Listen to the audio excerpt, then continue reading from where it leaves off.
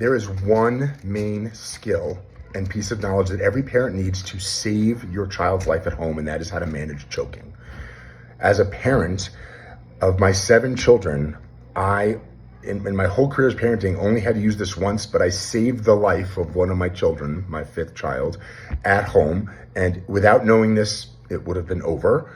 And choking is so important to know, to be able to act in the moment, because by the time you call 911 and get help, the damage is done and it could be permanent. So there are 3 important things to know to be able to save your child's life when it comes to choking. My first disclaimer is that there are many videos on this on YouTube, and I highly recommend you watch all of them to reinforce this, but I will demonstrate with our office bear, Phil. First thing to know, and most of the time in my experience, this is a toddler-age child who is either walking around with food or puts something in their mouth unexpectedly and chokes. So first, do not blindly stick your finger in your baby's mouth to try and pull whatever is there out. Why? Your child's airway is shaped like a funnel and not a cylinder. And if you push it in further blindly, it will become lodged and become impossible to remove.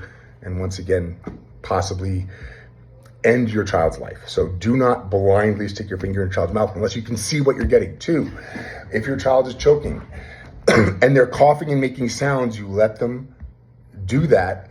If that stops, their ability to make sound stops, and they're not able to cough, you immediately go to back blows between the shoulder blades, and you hit them hard as if you're abusing them, that hard. If that dislodges the problem, if it solves it, great. If that does not, then you go to thrusts. You do thrusts in the belly, at the bottom of the breastbone, at the end of the breastbone, about 2 fingers down, and don't spend a lot of time being ultra precise, but you put your fist there and you push in and up as hard as you can, as if you're trying to hurt your child. That is what dislodged the pizza crust for my own child's airway and saved her life.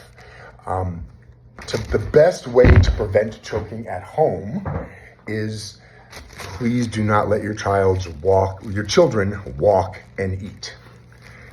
When children eat, they should be sitting and still. That's why I have seen almost all choking events occur, including the one in my own home. So watch the videos. Remember the 3 things: no sweep, back blows, and the abdominal thrust, and you will have the knowledge that you need to save your child's life at home.